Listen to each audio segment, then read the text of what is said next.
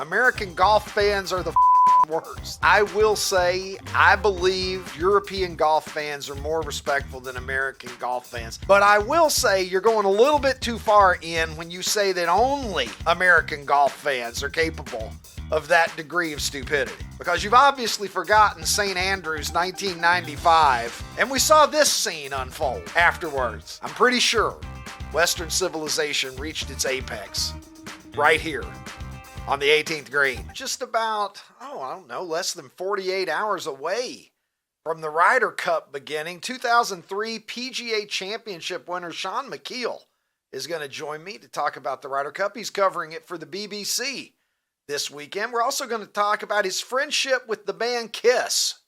Yeah, that's right. We bring it to you a little bit differently on this program. Jaxson Dart is the new starting quarterback of the New York Giants, and Sister Jean, Loyola of Chicago's chaplain and team spiritual leader, is retiring at the young age of 106. But let's begin by talking Ryder Cup. We've got some of Super 70 Sports' greatest golf tweets baked into this show as well. That is the theme of today's program. But we'll begin with one of, I suppose, the favorite adversaries of Americans during the Ryder Cup over the course of the last 10 to 20 years.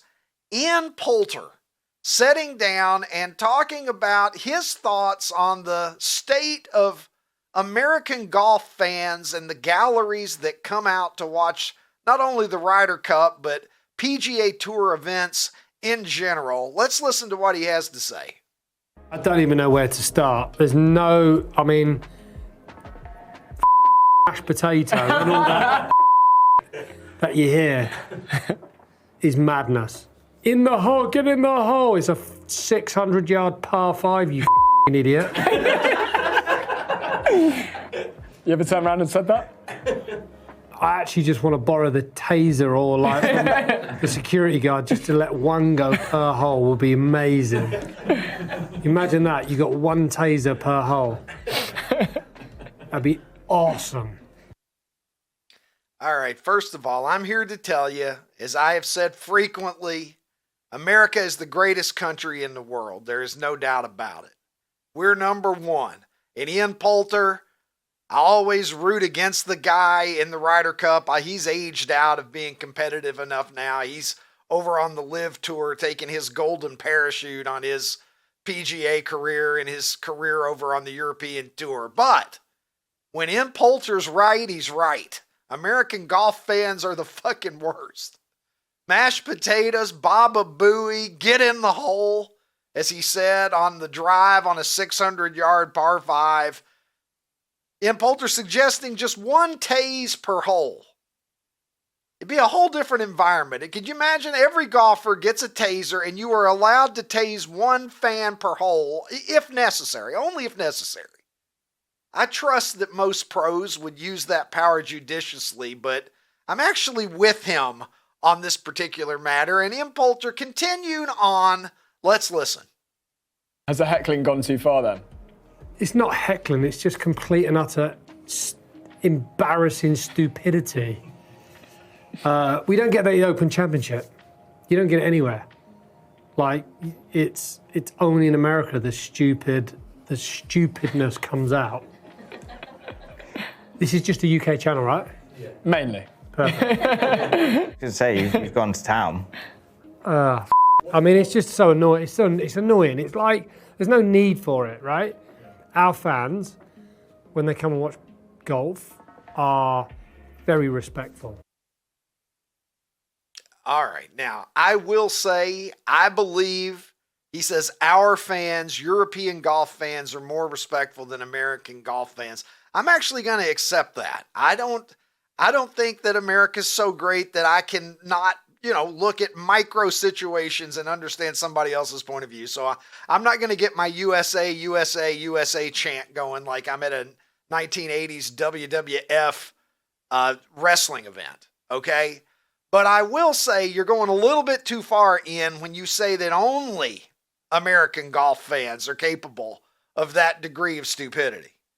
Because you've obviously forgotten St. Andrews 1995, when John Daly had just beaten Constantino Rocca in a playoff to claim the Claret Jug, John Daly's second and final major championship of his career. And we saw this scene unfold afterwards. I've tweeted before about it, and I'll read it here. One day, when they finally look back and evaluate it all, and I mean when they evaluate it all, this will be for archaeologists and historians so many thousands of years down the line that you and I can scarcely comprehend it. I'm pretty sure Western civilization reached its apex right here on the 18th green at St. Andrews. That guy is Mark Roberts. I am told, Tim, doing the research here for me today, Mark Roberts running across the green with the 19th hole pointed down at his crack there as he's being chased unsuccessfully by some of presumably Scotland's finest there as it's going down. One tee's a hole. No kidding. One tase a hole. Yeah, that guy needs to be careful. He's going to get tased in the hole.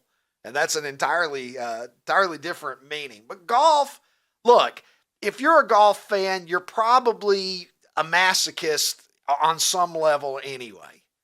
Most of us are not that good. This is a game where even the people that are extremely good at it are unhappy.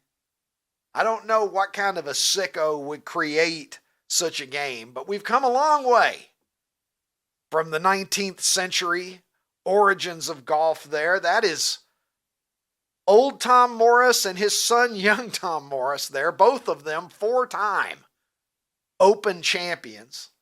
And I've often wondered about how golf reached its genesis. I created a new game. Cool. What's it like? Well, it's hard as fuck. You take a skinny, crooked stick and you try to hit a ball. Even the people who are awesome at it are going to be pissed off half the time. Why would you do that? Well, obviously, I hate people. Some of the most unhappy golfers I have ever had the misfortune of spending an afternoon on the course with are so much better than me that it's ridiculous. Miserable as fuck walking around the course shooting the 77. If I ever shot a 77, I will say I broke 80 a few times. I don't want to brag. I think I gave Jim Furyk the impression on this program one time that I was better than I was. Told him I broke 80 a few times. He was like, you're a stick. I'm like, well, not so fast, Jim. It's been a long time. But if I ever broke 80, which I only did a handful of times ever anyway, I would have been walking around passing out cigars to people like, a first-time father in the waiting room. Are you kidding me? But sometimes it's the best players that are really unhappy. Well, we got the best players on Long Island. Here's two of the best players in the history of the Ryder Cup, in the history of golf, in fact. I don't remember this era, unfortunately. I'm a little young. Ben Hogan, being a Ryder Cupper, it predates my time. But the Ryder Cup used to mean that we were sending Hogan and Arnie out there with lung darts to kick your candy ass. And it would be nice if we had those guys this weekend. I think that we could move the line on the Ryder Cup significantly if Hogan and Palmer were in their prime on Team USA. We're going to have to make do with Scotty Scheffler, Bryson DeChambeau, Xander Schauffele, and those guys, which I think they've got a good chance to bring it in. But they're expecting some weather this week, so the Ryder Cup opening ceremonies moved up a day from Thursday to today.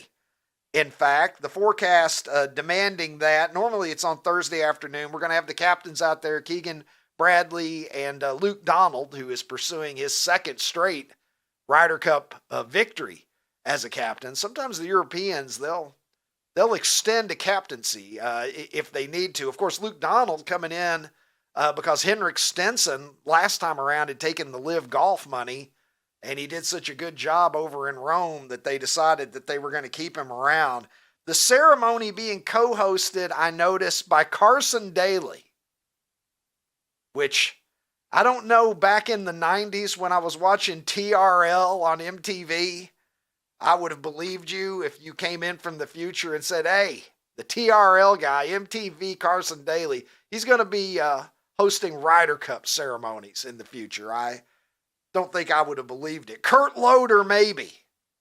He had the gravitas for such situations, but we're going to see the action this weekend at Bethpage Black out on Long Island, and a little bit of Long Island energy from Jack Nicklaus's caddy right here, giving me Billy Bats vibes. In fact, I always feel like a golfer is in prime position to contend when his caddy looks like a guy that's going to end up dead in the trunk of a 1973 Cadillac Eldorado. History made at the 75 U.S. Open when Nicklaus's caddy told Lee Trevino to go home and get his fucking shine box. Lee Trevino had to tell him that he don't shine shoes no more. He doesn't do that anymore. But there he is. That's Angelo Argia. I could be mispronouncing his last name, but Nicklaus's longtime caddy, and certainly looks like he's ripe for a whacking. Or, well, actually, he might be whacking somebody else, but I guarantee you something's getting whacked when that guy moves into the vicinity. They don't make caddies like they used to. This episode today is brought to you by Prize Picks, my friends. You and I make decisions every day, but on Prize Picks, being right can get you paid. So don't miss any of the excitement this season on Prize Picks, where it's good to be right. And Prize Picks is fun and simple to play. I can attest. I have been enjoying it all season long. I have profited, and one of the ways that I intend to continue profiting is taking advantage of the max discounts that are offered by Prize Picks. And this coming week 4, Jalen Hurts is the selection that I would strongly recommend that you take advantage of. His more or less is set at simply 0.5 passing yards, meaning if Jalen Hurts gets positive passing yardage, so unless he blows out his Achilles tendon the first play of the game, you're going to check that box. Make sure that you get in and take advantage of that. PrizePicks is the best place to win cash this sports season, not just in professional football, but all around the sports landscape.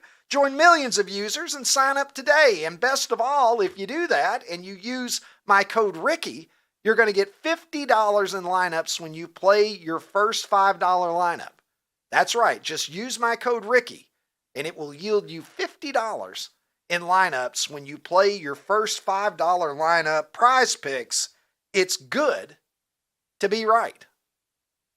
And New York Giants head coach Brian Daboll certainly hopes that he is right in a very significant decision that he is making, not just for the future of the New York Giants franchise, but for himself personally, as he sits on a really hot seat right now in the Meadowlands.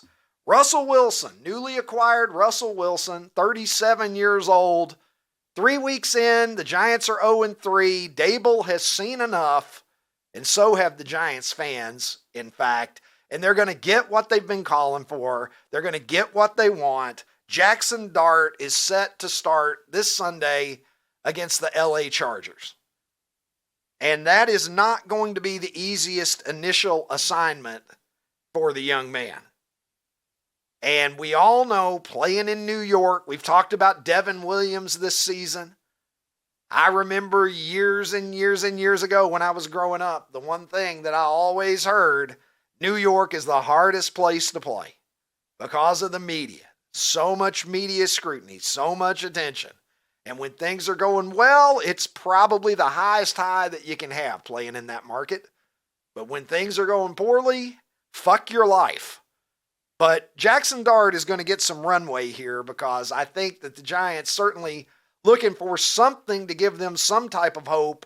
And when you're 0-3 and you're starting a 37-year-old quarterback who has a giant fork in his back, it's hard to spin that in any kind of way that can get you excited. At least now they're going to see what this kid has. And will there be ups and downs? Certainly. Do you think he's going to come in and just be a savior and turn an 0-3 season around? It's very unlikely. Rookie quarterbacks need time, with rare exception. Jaden Daniels is the exception that proves the rule.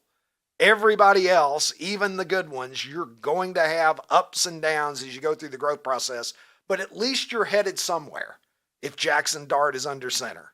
When you're on a ship that's sinking and the captain is Russell Wilson, I don't know. It's, what are you doing? You got your feet in two different worlds and neither one of them are good. At least now we're going to start developing the guy that they hope is going to be their answer long term. And so we will get our first look at Jaxson Dart on Sunday at the Meadowlands again against Jim Harbaugh's group. That's going to be a tough ask. Maybe Russell Wilson should think about retiring. Pete Rose is happy. Anyway, I'll tell you that. I tweeted this a couple of weeks ago. I've seen enough of Wilson. Get Jaxson Dart up in the bullpen. Coach Dable? Nope, this is Pete Rose calling from heaven. I got $5,000 on the Giants. And I've had people tell me before, well, are you sure that's where the call was coming from? Tisk, tisk. Pete Rose, I don't want to live in a world where Pete Rose didn't go to heaven. So that's my version of it. And maybe it is time for Russell Wilson to exit the game. Pete Rose asking him for the football. He heads back to the dugout, take a shower, Russ, and go home. The last chapters of the Russell Wilson career, producer Tim suggesting today that maybe he's actually hurting his Hall of Fame case. I think at one point he looked like a surefire, no-brainer Hall of Famer with everything that he accomplished in Seattle. If Pete Carroll had given the ball to Marshawn Lynch, Russell Wilson, you could go ahead and they could start carving the bust now, because I can't imagine a world in which he doesn't get into the Hall of Fame with 2 Super Bowls and the statistics that he had out there and the winning history that they had in Seattle for so long. But pit stops in Denver and Pittsburgh and now a cameo in New York. And it's kind of like, I don't know. Maybe Russ doesn't look quite as sexy as he did about 5 years ago. I think he'll probably eventually get in.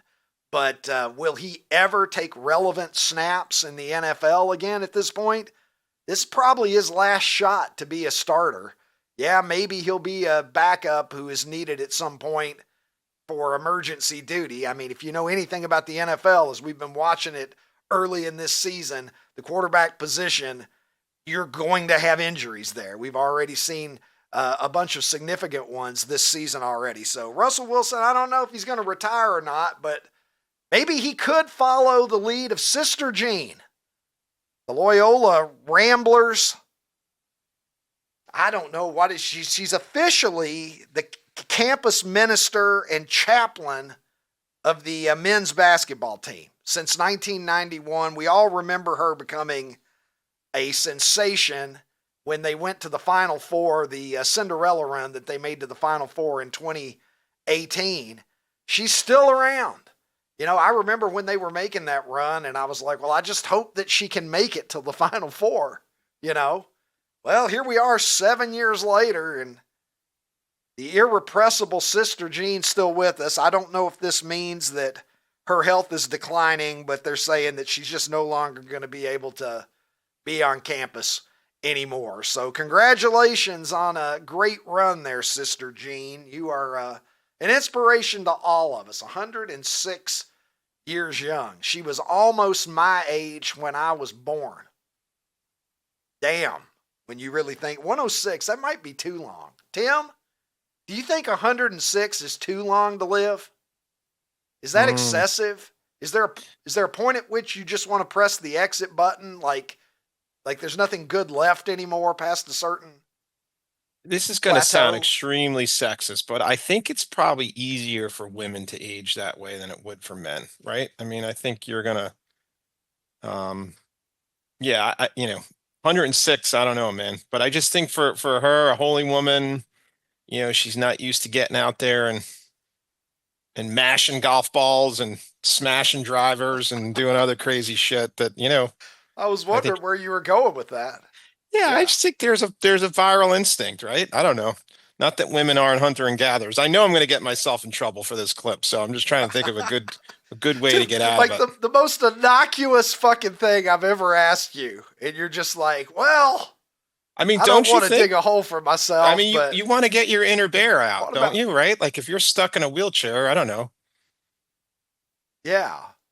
No, I mean, Look, I don't know, Tim. 106 just seems way too old. Like what? Look, I mean, ask me again. Look, first of all, I don't think I'm going to come anywhere in the vicinity. Okay, Oh, I'll be clear no. about that. But if, Yeah. no, not even close. I'm just hoping I can make it through today's show. Really, Yeah. I'm day to day, like guys nursing injuries. But I don't know, man. Like you hit a certain point, and it's like, geez, like all your friends are dead. There's Right. nobody left on Earth that you can say like, hey, remember when? Can you just imagine like living in a world where like just something as simple as like, man, remember Russell Wilson? And like it's just fucking crickets. It is rough when Nobody you start knows. losing I your don't know. friends. My in-laws are deep into their 80s and they're on to a whole different set of friends that so many of their friends have passed. So, but yeah, no, all good, man. Look, Yeah. I think, they say the human bodies could live to 140. So we're getting closer each day. I think women lead a better life is what I was trying to say. So I think she probably Yeah, doesn't have an see? issue with being 106. I think you wouldn't be able to have any of your vices at 106 in a wheelchair. So that's why I think, women could, Right. look, Everything I like, you can't do it at 106. there's a reason why they live longer, bro. Yeah, and they do. I used to teach Yeah. about that in sociology class. Women live Yeah. about 5 years longer than men on average in the United States, and Yeah. it held true. I used to look at the data from every country in the world. All right, well, one day, years from now, perhaps you or I, Tim, will be in a wheelchair somewhere trying to explain to people how much fun we used to have when I would say that it's time for America's Poll of the Day, and let's go do it now at Super 70 Sports on X, where the eagle flies high. Higher than the hopes of New York Giants fans for Jaxson Dart this Sunday. And here are the options that we have today, and I think this one is a relatively interesting poll. I'm kind of happy with my handiwork. I don't know how it's going to shake out, but let's begin with comic books. And we will continue with Denny's. Garth Brooks is the third option, and then tying it all together, the Ryder Cup. Tim, stack them for me and help me make sense of today's poll of the day. Very, very strong, for sure. Surprised we haven't had any of these entrants so far in the race. Comic books, man, totally depressed when I asked my daughter if she knew what they were or what you do with them. Fond memories on a rainy day, saving them paper route money to go buy one or two. I was not a total geek about comic books, but I appreciated them. I believe you were. We've never talked comic books, have we? Yeah, I had some friends. I had a friend named Richard growing up who was a big comic book guy. I was never crazy into it, but there was something about them, like just the art. I was always like more in love with the idea of them than actually like reading them. But there was something about going out and buying a couple of comic books and going and flipping through them, and I'm kind of surprised, and I guess it's a reality check for me a little bit for you to say that your daughter, kind of isn't tuned in to comic books, because I guess it is. I guess it is something that's kind of run its course for the most part. Completely foreign concept. Didn't understand that it's a cartoon and a book, and no, I'm with you. By the way, another way you and I have a ton in common. I love the idea of it, but I'm not sure I ever read through more than one or two. But something nostalgic about walking into a shop and a couple quarters and you walk out with one. Ryder Cup. Do they have those anymore, Tim? When was the Again, last time you saw one of those things where you could spin it around with the comic books in it? Remember Have those not. displays? Have not. Rainy day at a beach this August. That's how it all came up with my daughter. Went into a store and it was a hobby shop and it was old stuff, and they weren't more than a quarter, and it was nostalgic for me because that's the same shop I went to 25 35 years ago to buy the comic books. They do sort of still have the racks, but I have not seen, I know there's comic book stores still, so I don't want to get over my skis here a little bit, but yeah, I did not see the rack that you're describing. Ryder Cup, I get it. I remember the run up in Massachusetts. I certainly remember some of the stuff overseas. once upon a time, I would confuse President's Cup and Ryder Cup. Now I understand Ryder Cup is the creme de la creme and nothing else matters. Garth Brooks, my wife's still pissed at me. We missed an opportunity to go with the great Steve Levy to a private concert that Garth had down at his barn years ago. I'm still paying for that one. So I'm going to pull in close, man, here and say moon's over my hammy, man. Fine dining. Shout out to Shaun Kennelly and living at Denny's for many years. Denny's gets my vote today, Ricky. What do you got? All right. Well, comic books we've kind of covered. I still I like to go to antique stores and stuff like that. I hated them when I was a kid because it was like shit from the Waltons and whatever. I couldn't relate to it. Now I walk into an antique store and I'm the walking antique myself who's going through there and it's my childhood. So yeah, exactly. So I enjoy comic books. I'll look at them. In fact, I was looking at some the other day and I almost considered buying a few until I looked at the prices. And people collect, they're like baseball cards to people, you know? Sure. So it's like $10, $12, $15. I'm like, fuck that. You know, I would have picked some up for like $1 a piece probably just for nostalgia's sake. Denny's, a lot of nights of drinking in college that were capped off with some good Denny's in the morning. So I definitely appreciate the role that Denny's once had in my life. I probably only get there about once a year now, but you know, it's never a bad experience. Garth Brooks, you know, there are Garth Brooks songs I like. I'm in no way a fan of Garth Brooks. I wouldn't say that. Does he have some songs that I heard Friends in Low Places? Yeah. For the first time. I heard that for the first time in several years recently, and I had a moment. It took me back a little bit, and I was, you know, I was like, hell yeah, you know, so I can appreciate some of Garth Brooks's stuff. For me, it's going to be the Ryder Cup. I've been a, you know, avid Ryder Cup follower and viewer, you know, going all the way back to the 90s. I certainly remember being real amped up in 1995, watching it that year. So I'm going to go ahead and go with the Ryder Cup here. It is the theme of the week and the theme of today's show, really. So yeah, runaway winner, as you're going to see. I still voted Denny's, but runaway winner here for Ryder Cup. Well, Tim, you know, as we always say, you know, recency bias, although this is kind of like immediate future bias, I suppose in this case, but I don't know how do you think this poll would have gone down if we'd had it in January? Yeah. You think the Ryder Cup would still win? I don't. And I was thinking when you and I were texting this morning, I was thinking like, is there other, you know, sort of fan friendly or average man golf things? Like I know when you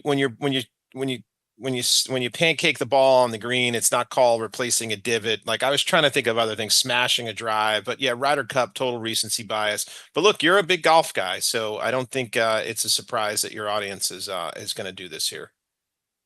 And I'm probably not going to catch much of it because I'm going to be in Vegas. When I made my plans to go to Vegas this weekend to see Tears for Fears, I didn't even look to see that it was Ryder Cup. I don't know that would have made a difference because throw some money on it. Psyched for Tears for Fears. Throw some money on it and post you know, up. Post up in a nice sports book, man. It'll be early. Yeah. Yeah. Your night will still be going. Yeah. You're if it's 4 a.m. tee times out there. Yeah. It's when you do your best work. Yeah. Maybe the USA can pay for my Tears for Fears tickets. You know what I'm saying? I like it. Let the boys go out there and cover my costs. I believe we've got Ronnie T-shirts, who is our correspondent this week. I don't even know what this is. I do believe that it is Ronnie T-shirts dropping some golf wisdom, which, well, I'm going to watch this with great interest. Let's go to the international streaming star. What's up, Ricky? Coming to you from the San Juan Islands, just a little bit north of Seattle. I am here for the Ohio State-Washington game on Saturday, but I thought I'd chime in a little bit on golf. So it's impossible for me to ever think about golf stories without thinking about you and me getting kicked out of the Masters. I mean, that will always be number one in my mind. You do know I'm not very good at golf. kind of bores me a little bit. I'm thinking about starting the Ronnie T-Shirts Invitational. So as you can figure out, you can only use a 7-iron, a putter, and it would be like 7 or 8 holes. But I know it's Ryder Cup week. I will definitely be checking it out today and tomorrow. No chance I can do it on Saturday because I'll be at the game. I'll probably check out the last round on Sunday on our flight home. But anyways, have fun talking about golf, and I will see everybody next week. I thought for a second that Ronnie was looking for his ball there in the water, Tim. I understand that he's always been clear. It's like 7-iron and a putter. Like that's what he did. He figures he can only make so many terrible mistakes with a 7-iron. So I get that, but did he just say that we would play 7 or 8 holes? Listen, at the man. Ronnie T-Shirts invitation. Listen, I think Ronnie's onto something, to be honest with you. I consistently lose interest and run out of gas on 14, 15, 16. You know, I'm in my pocket most of the holes. So he may be onto something there. You got to grip it and rip it though, dude. You got to smash the driver. You know, I learned the expression driver off the deck. My nephew's way into that. I guess there's some whole YouTube channel for driver off the deck. I've seen driver off the deck guy. Yeah, he's awesome. Trying to hit a driver off of the deck, that is, I mean, you got to be so good to be able to do that. Crazy. You got to be so fucking good. Yeah. But Ronnie needs a wood. Maybe he is onto something though.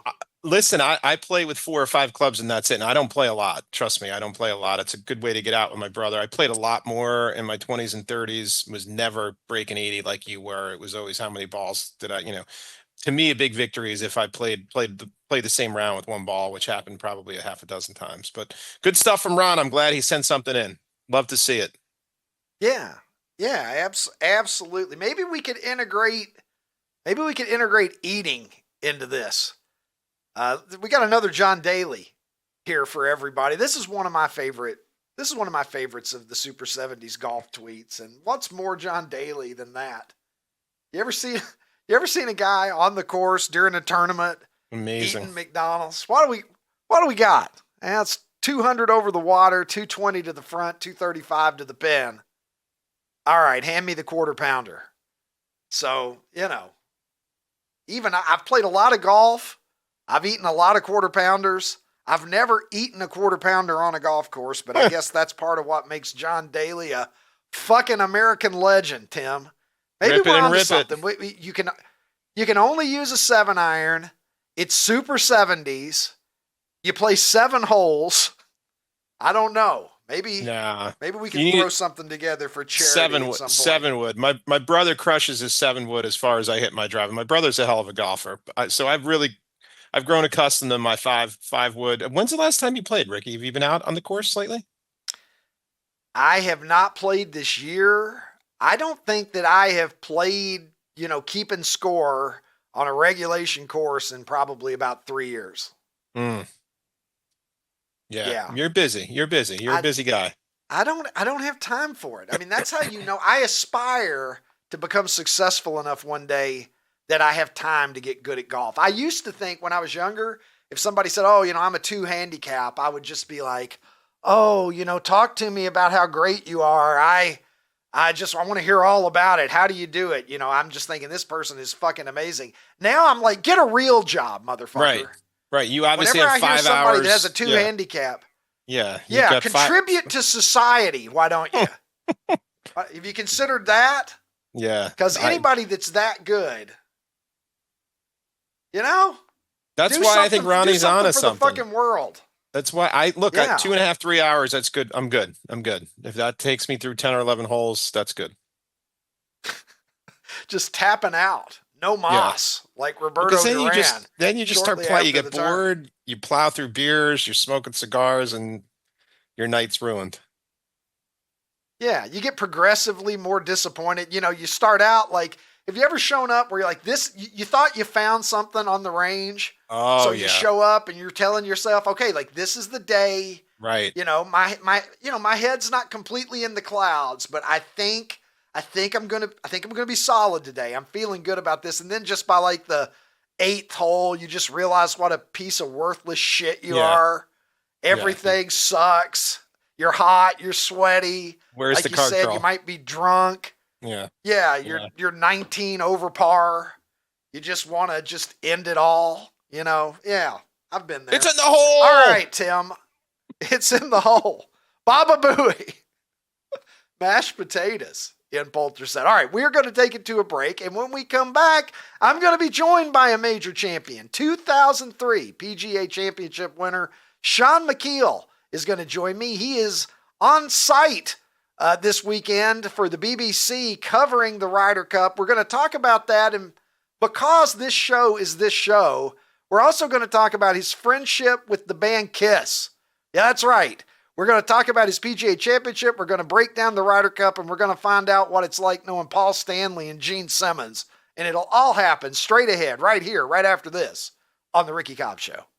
Football's finally back. So's the hard-hitting gridiron action on Prize Picks. Download Prize Picks and use code OUTKICK and get $50 instantly in lineups when you play $5. Must be present in certain states. Visit prizepicks.com for restrictions and details.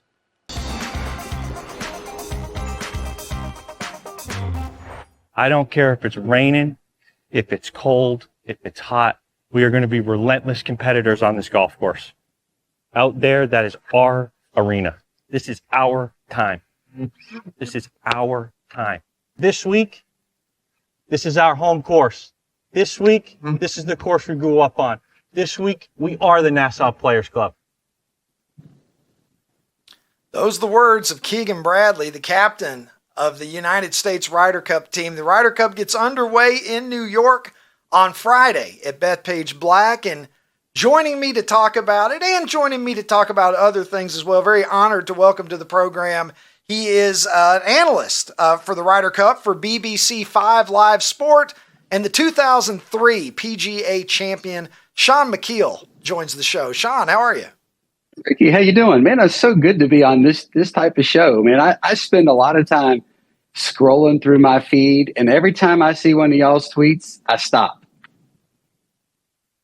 Well, thank you. That is one of the highest compliments that I could possibly be paid. I know that you followed me for quite some time. We had never interacted directly until you reached out to me a few days ago about this Kiss lunchbox that I had posted, a classic, from the 70s. Yeah. That's our era, Shaun. Yeah. And you sent me back this. I didn't realize you're friends with Kiss, man, which is one of the coolest things ever. Tell me about how you became connected and a friend of the band. Well, like many people of our generation, I mean, Kiss was an iconic band. I mean, I wasn't allowed to have a Kiss album until I got to be like 7 or 8 or maybe 10 or something like that. But so I had all their albums, still know all the songs and everything. But after I won the PGA in 2003, I actually went home. I had qualified for an event the next week in Ohio, and I had to go home. And I literally was doing laundry, and my phone rang. And it's like, hello, and hey, Shaun, it's Paul Stanley from Kiss. So that's how this relationship, this personal relationship started.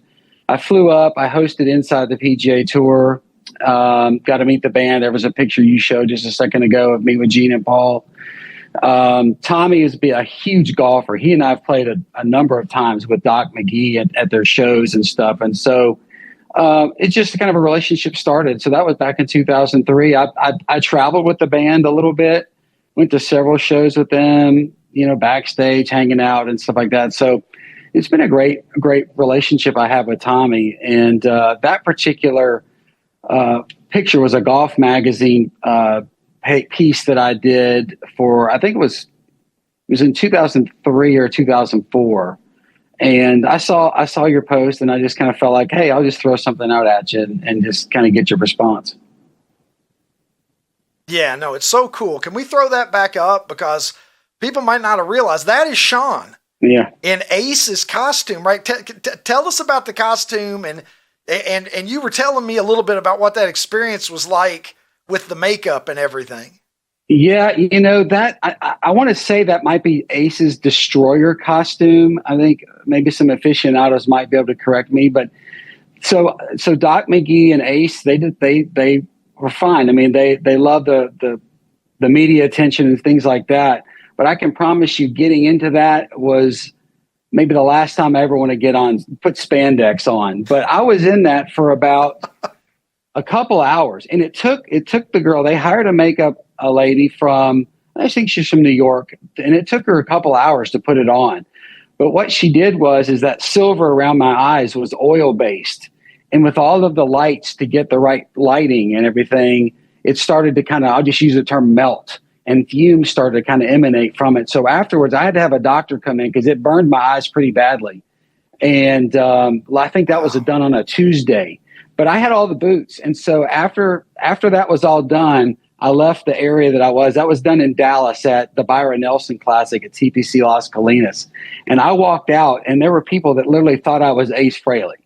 And so it was kind of fun for a while. But yeah, I don't think I'd fit into that costume, but it was pretty snug. But it was pretty cool to put it on. Well, Shaun, obviously you're an interesting guy. I mean, you're the only guy in history who's hoisted a major championship trophy and worn Ace Frehley's costume. You're the only person in the world who's ever. I don't think Jimmy Demerit, ever wore a No. Kiss outfit or anything. Shaun, and look, I know you've been asked about this a million times, and I know that it's a mixed bag of emotions for you. But 2003 PGA Championship, I remember watching you at Oak Hill at 18 with the 7-iron. You hit one of the most perfect clutch shots in the history of golf, really. I mean, if it had rolled a couple more times, you would have eagled it to close it out. Can you talk about, because for anybody, I played some golf when I was young. I was decent, I broke 80 a few times. It's been a long time since I have, but I had a lifelong love of golf. And if I went out to the local course playing from the regular tees and, shot a 78, I felt like I was the king of the world. You are a major champion, and you delivered that major championship in about as clutch a fashion as anybody could possibly imagine if they were just out on the range or out on the course by themselves. We all play those back nines of major championships in our minds when we're out there alone practicing and grinding it out. For all of us, myself included, who have been some level of not anywhere nearly ready for prime time, as you obviously were, can you describe what that feeling was like, standing over that 7-iron and then threw it in the air, seeing where it landed, and realizing that all you had to do was tap it in and you were the PGA champion?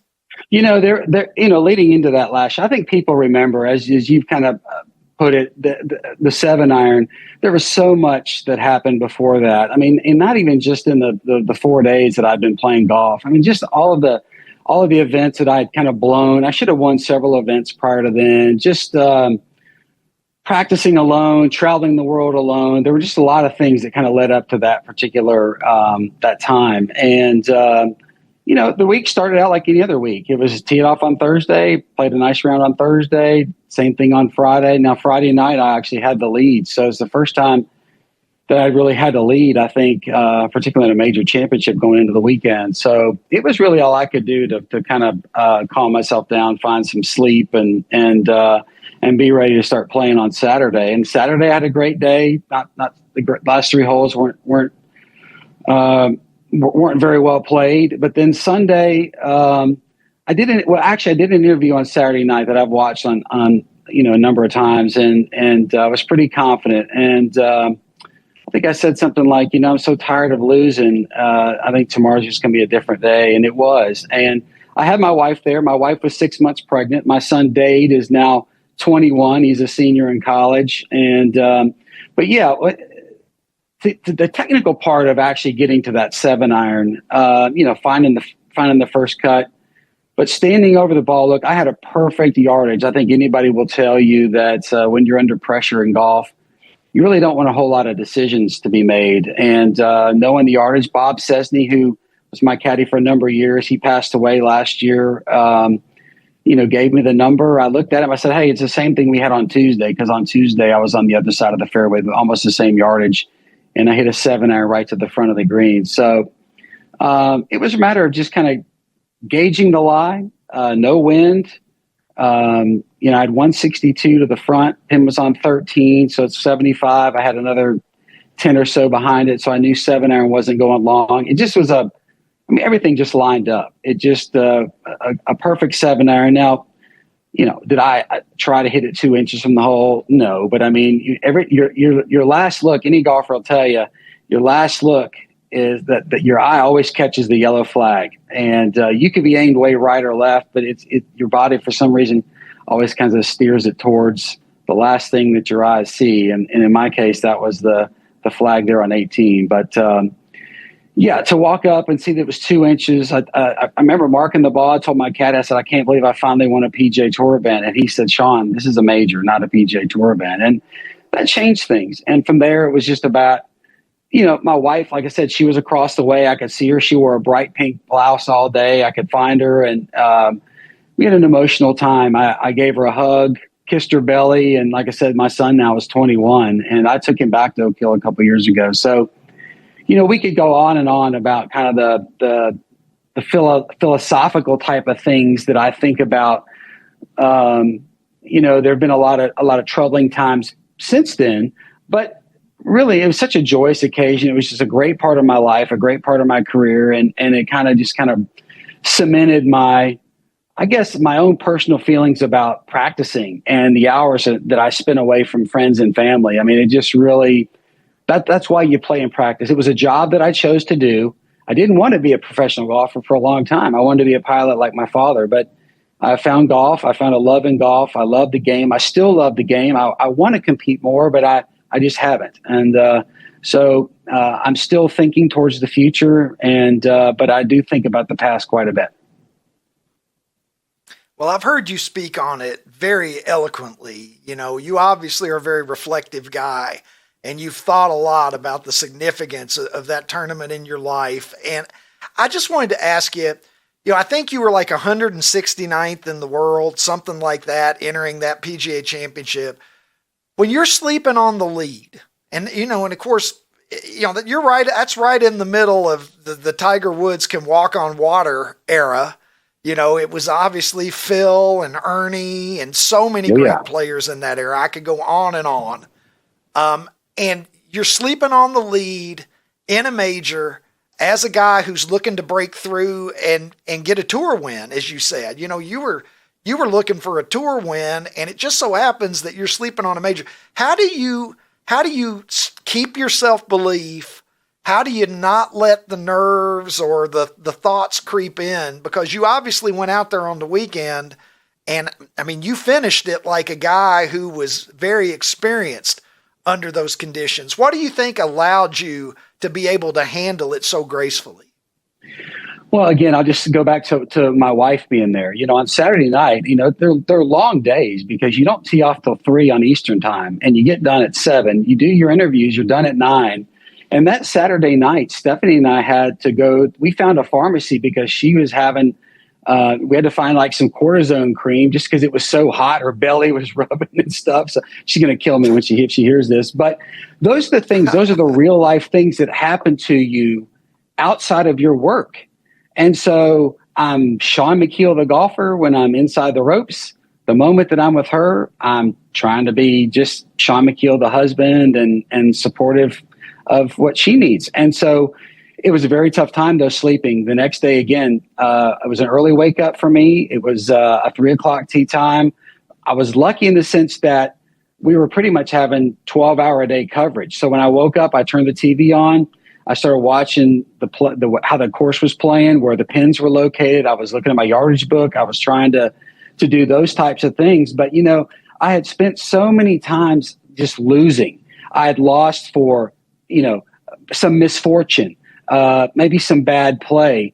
But the overriding factor of all of that was really just nerves. I was so afraid. I don't even know what I was afraid of winning. I think players are afraid of blowing it.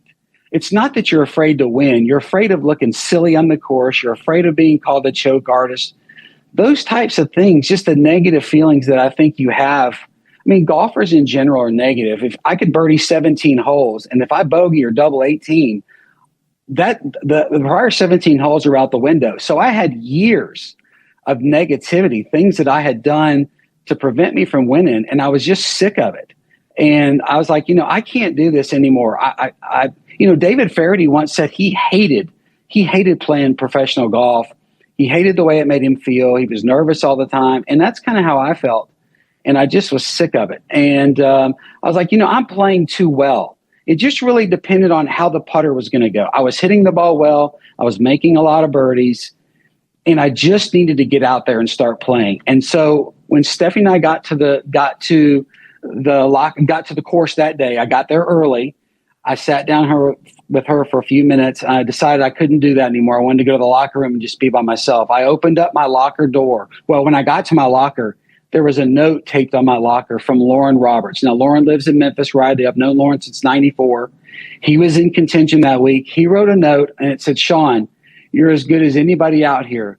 Go play and win. I'm rooting for you."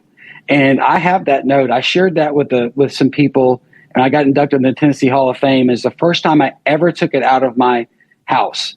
And I shared that with people to see just how great it made me feel. So that really settled me early. And then it was a matter of just getting out there. I couldn't wait to get on the course. So there's a lot to digest in what I just said. But essentially, it's just about getting inside the ropes with me and my caddy and Chad and his caddy and playing the golf course. And I got off to a good start, and that settled me down. So from there, it was just 4 hours of kind of sweat, and there were a few trees that I found. I found a few trees, but in the end, it just kind of came down to the two of us. And again, I think just to kind of knock it off with really having a shot that you dream of. I mean, people talk about, it's usually the Masters that kids want to win. I said, this putt's to win the Masters. I'm not sure anybody's ever said this is a 7-iron to win the Masters.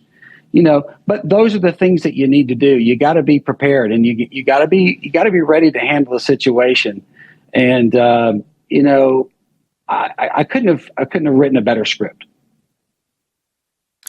Well, the rest is history. I mean, it is a very exclusive fraternity of men who have won major championships, and you obviously deservedly belong there because, boy, you went out and you earned every bit of it at Oak Hill. Shaun, you're talking about the pressure and those types of things. Obviously, we were discussing before we came on the air. You just arrived in New York. You're covering this as an analyst for BBC 5 Live Sport. One thing that I've heard so many great players talk about is how the Ryder Cup is just different. I've heard legends talk about how their knees are knocking on that first drive on number one and how much playing for the country means. Obviously, you're going to be there on course covering it for BBC. How much does it mean to these guys? How different is it, do you think, being in that team environment where you're going out there, you're playing for your country, or in the case of Europe, you're playing for Europe, and then just the competition level of it that goes into it. It's only once every 2 years. You got to play damn good golf to even qualify for the team or to get picked. How intense is this pressure going to be, and what do you expect the atmosphere to be like at Bethpage? Well, there's a lot to unpack there. First of all, I never made a team. The closest I ever got was 2004. I got fit for close at the Memorial. The players, you have your 14 clubs, but there are so many intangibles that you really need to be successful in not only stroke play, but just match play. I mean, you have the things like heart and will and determination and confidence and playing for the USA and all that. And that's all great. You need that, but you got to be able to perform. You don't have to be perfect, but you got to be precise. I was at Hazeltine in 2016. The crowd's very energetic. Again, we have 4 rookies on the team. The home field's going to help. I'm a little bit concerned on maybe how the crowd's going to react to the Europeans. I mean, the last 4 Ryder Cups have been determined by the home team. None of the matches have been close. They've been kind of blowouts. I think this match is going to be a lot closer than maybe we've seen in the last 8 years. But the pressure, when you put that flag on your shoulder, you wear it on your hat, it means something quite a bit different. And the players, I think the hardest part for pairings, if you look at the first match in the morning, they'll be in foursomes, which is alternate shot. Who do you pair? And I think that's where the captain really has to look into, the personalities, your statistics, of course. I mean, there's so much data out there. Who drives the ball well? Who's a good iron player?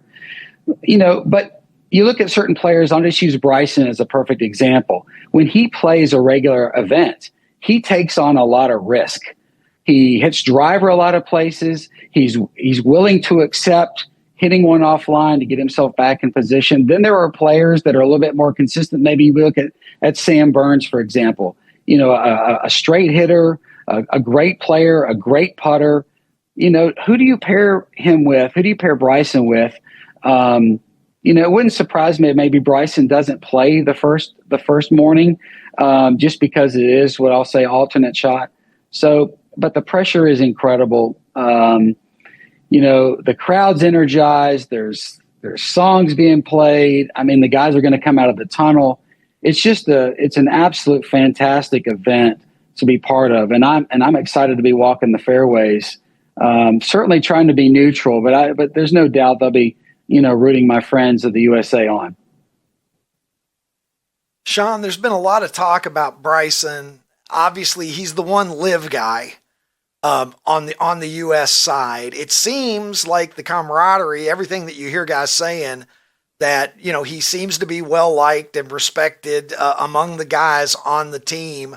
What do you think Bryson's role is here? He's obviously the most boisterous, probably, guy on the team.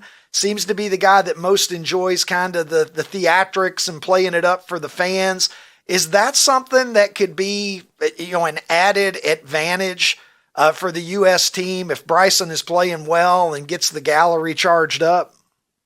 Well, yeah. I mean, you saw that when they played at Whistling Straits. I mean, he sent Bryson out, he pulls out driver on the first hole and drives the green and makes eagle against Sergio to get things started. I mean, it wouldn't surprise me if they do the same thing here, because it is a hole that he could probably reach. But yeah, I think every player plays a role. I think Bryson is he's an excitable player. He lives for the crowd. He plays for the crowd. The crowd could certainly egg him on to maybe do a few things that he wouldn't ordinarily do. But he's fun to be around. He's smart. He knows a lot about the game. Very confident in himself and in his ability. Then you have other players that may be a little bit more subdued. So how do you pair high energy? Are there other players on the team that exhibit that same energy? They all have the passion.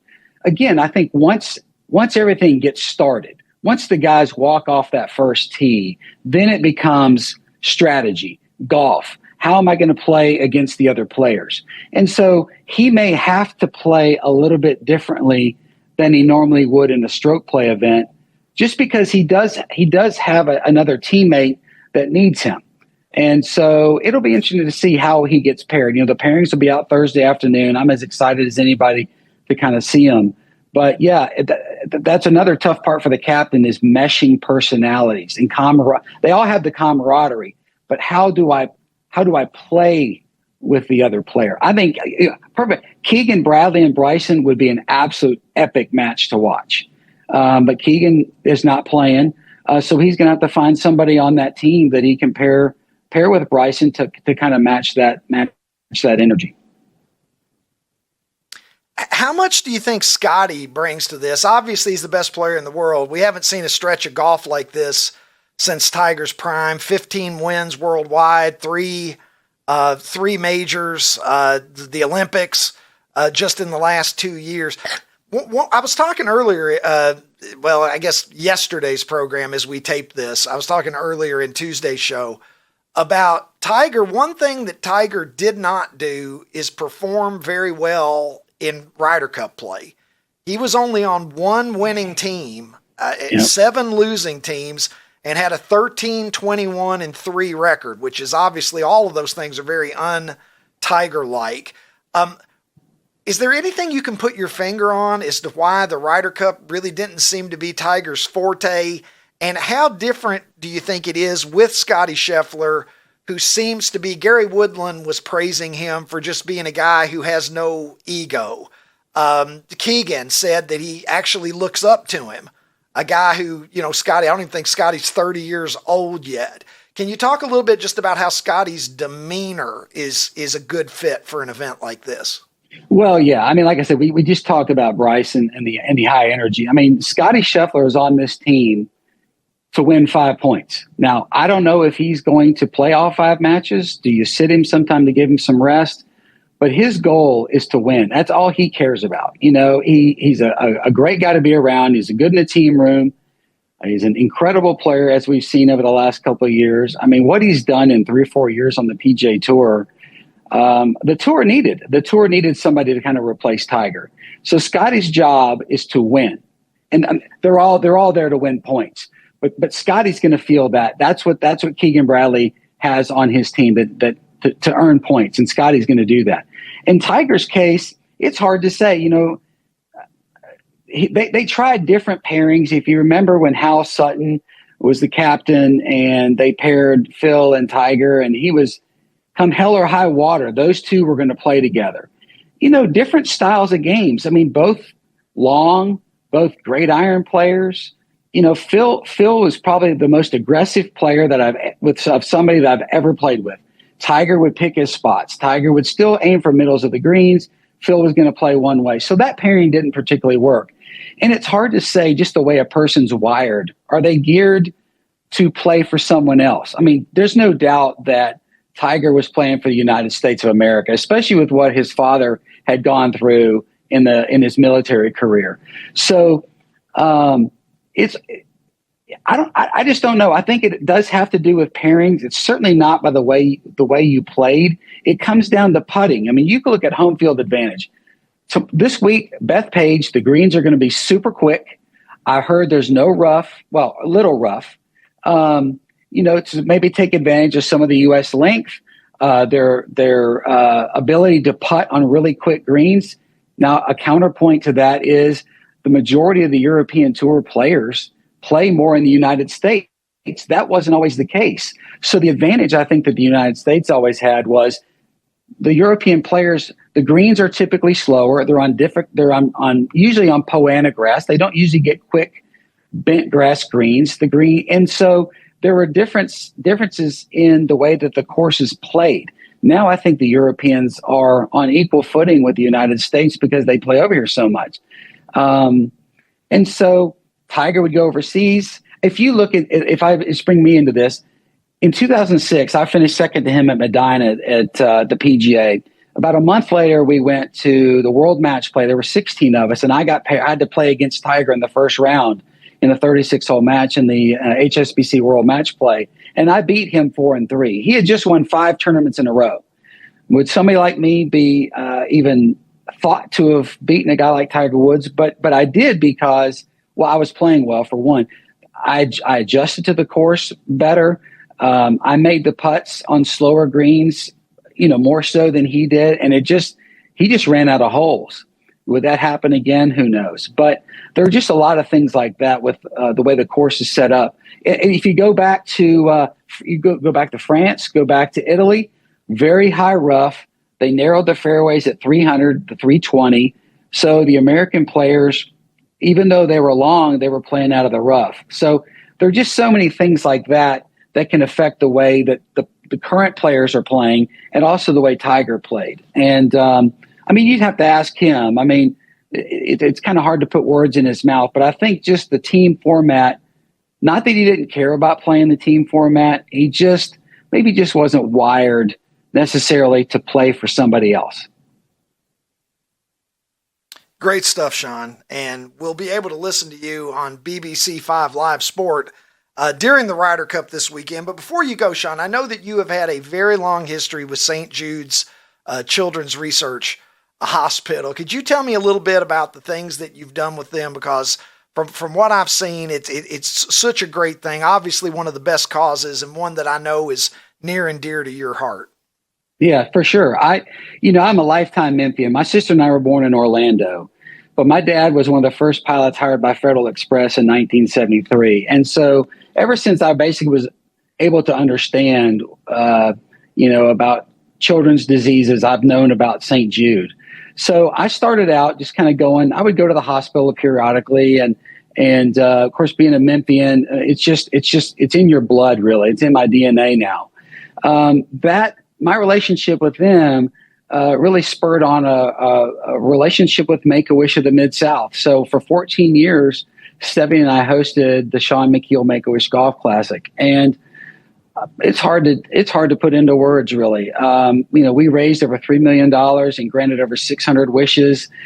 And then my dad got sick. My dad was facing a glioblastoma battle that he lost about 10 months later in 2016.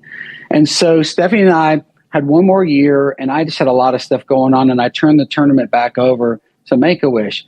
But over the last year, I've kind of rejoined forces with them, and now I'm a Make-A-Wish airport greeter. So I'm still involved. I still talk to everyone at Make-A-Wish and everything. But when you see the families, just how devastated they are, these diseases they're unrelenting and they're devastating. There are so many children now that survive some of these diseases that were once 100% fatal. And that's a big testament to St. Jude and the research that they've done in their hospital. Like I said, just being a Memphian, everybody knows about St. Jude and FedEx and the tournament that we have, the playoff event, the St. Jude Championship, FedEx St. Jude Championship, is arguably the best partnership in all of sports. And I'm proud to be a Memphian. I'm proud that I live in a hometown that cares as much about healthcare and the future of children as they do. So it's been a great relationship. Wonderful stuff, Shaun. You're a champion both on and off the course, in my opinion, my friend, and I appreciate you making some time for us today. Absolutely, Rick. I appreciate coming on. Thank you very much. We'll look forward to hearing welcome. you this weekend at the Ryder Cup. Sounds good.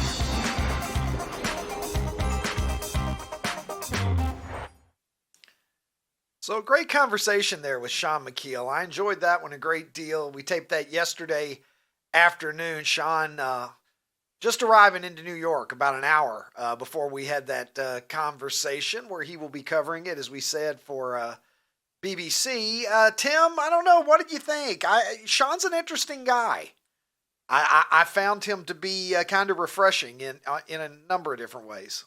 Dude, you said it. Like, who in the history of any program is talking about Kiss makeup and, being a whole part of sort of a Kiss club, if you will, and the rock band, and then also hoisting, is that the Wanamaker trophy? No, who gets that? What's the PGA champ get? Is it Wanamaker? I forget. Yeah. I believe it's the Wanamaker. Yeah. Super. Look, admittedly, and Shaun, this is not a knock by any means. I think he's the major champion that most people wouldn't guess was a major champion when you see his name. Like, he's sort of, I don't want to say people forget about him, but I was very impressed with two things. One, how at peace he is for being so close on so many other victories and so many other wins that he just didn't do it. And obviously the story about his wife and all, I think, just reminds you they make millions, but it's a massive sacrifice.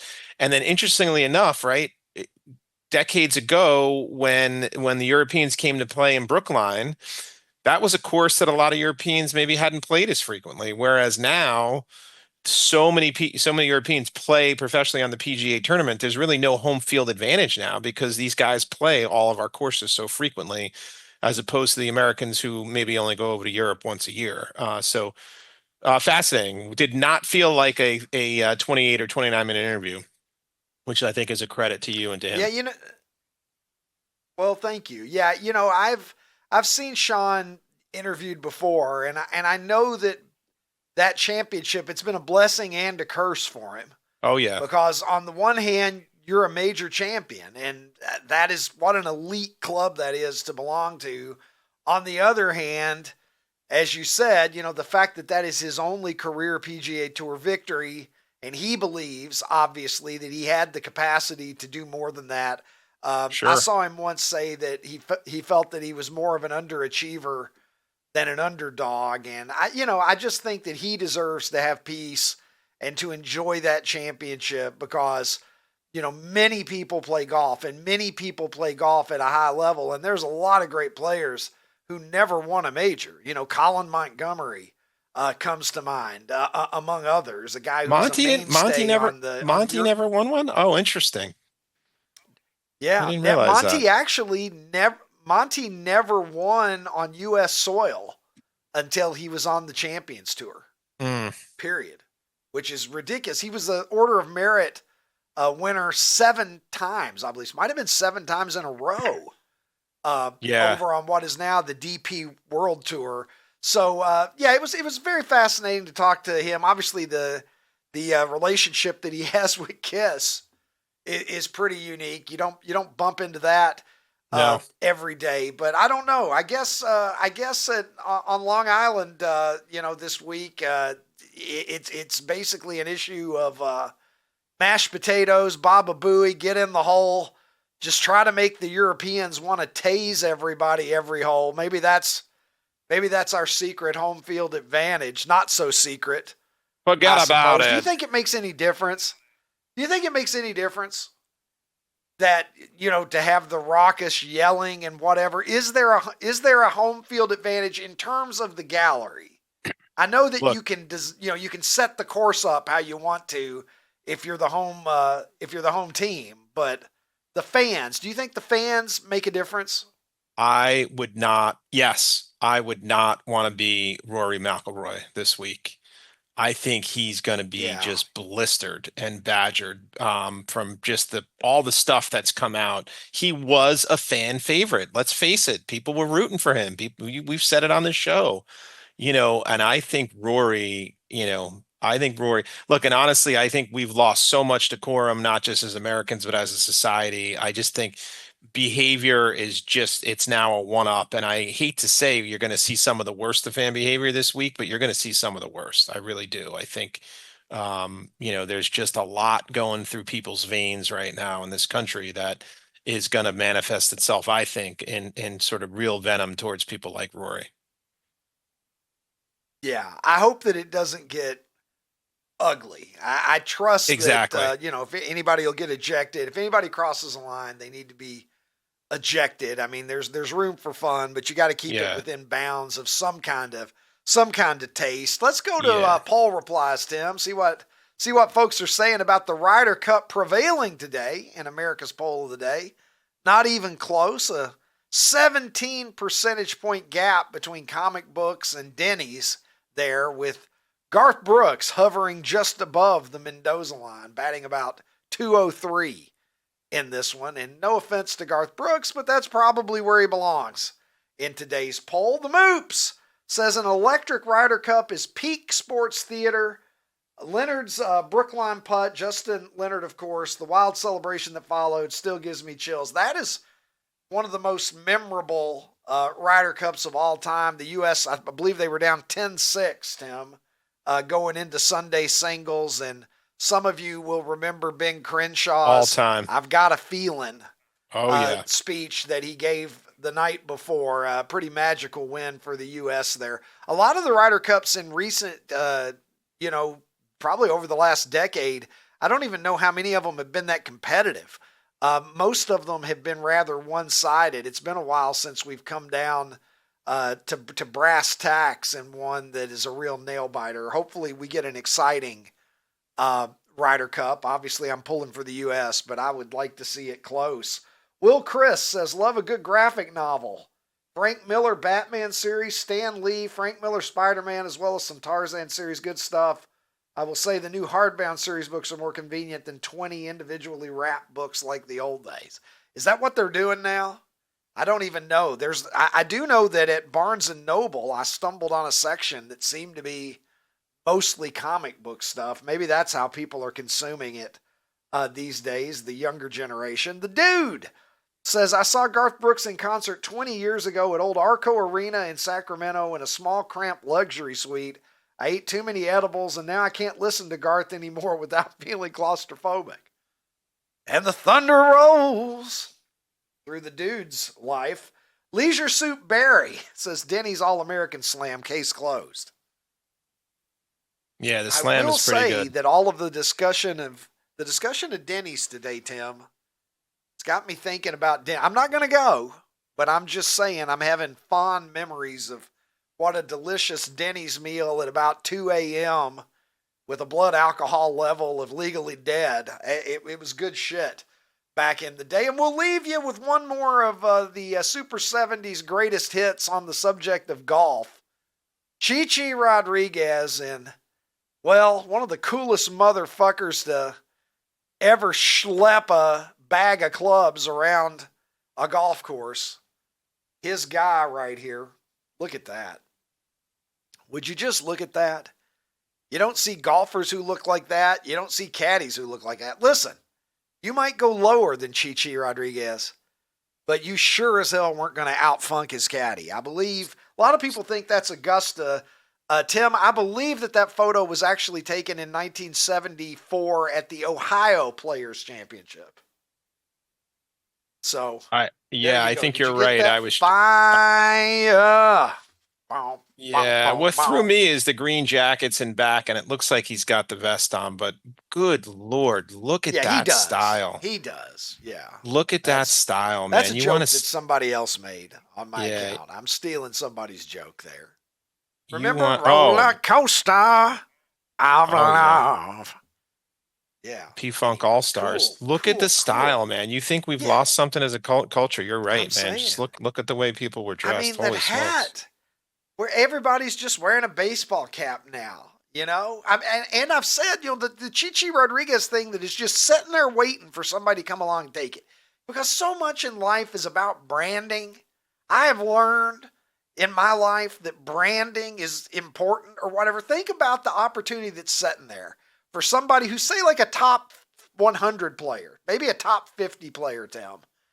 And all he's got to do is make a birdie one day, take his putter and start waving it around like Zorro, and then sheath that motherfucker again, and we're all going to be on his side. Remember how Chi-Chi used to do that? Oh, my God. It was phenomenal. It's right there. It's right there. Anybody could do that. Somebody out there that's good at golf, bring that back. Everybody's going to be on that motherfucker's side. Am I wrong, Tim? Incredible. Immediately, that guy becomes relevant by doing that. I'm just saying. My advice is free. I never felt like he was showing up his opponent either when he did it. I felt like it was always just sort of, it was a celebration of himself and not to put someone else's down. Yeah. Yeah, it always felt like it was for the fans. Yeah. Almost more than anything, you know, that it never ever felt like he was, you know, taunting anybody, I would say. And that's a really interesting point because you could very easily take it that way. Maybe the next guy can be like the asshole with the sword. Maybe he can wave it around, point it at his opponent. You know, I wonder how Rory would feel about that. I don't know. We're going to find out. We're going to find out. Trump there on Friday. Yeah, Trump on Friday. It's really going to be a scene. I'm curious to see how it all plays out. Good thing Carson Daly is there to keep us in total request live mode or whatever the hell it was.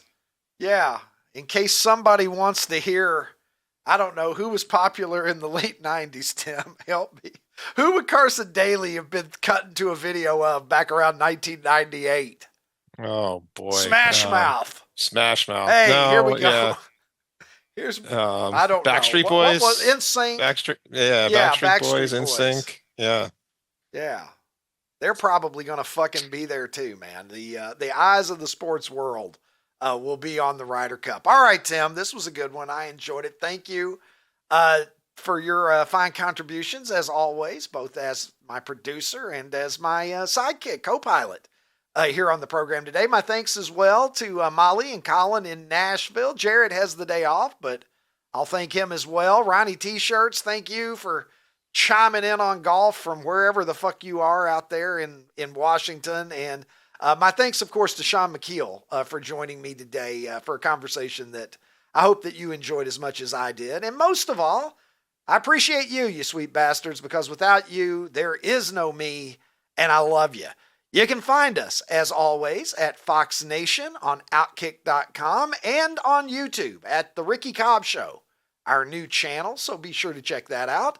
We are in podcast form on both Apple and Spotify, and you can also find our content on Facebook, Instagram, TikTok, and X, where you can find me pretty much all the time around the clock because I'm the Super 70s sports guy. Drop by and pay me a visit. You know that I get lonely when I don't see you. But most of all, let's make a deal to meet back here tomorrow when we will get your Thursday afternoon heated up on the eve of the Ryder Cup by teeing it high and letting it fly with another episode of The Ricky Cobb Show.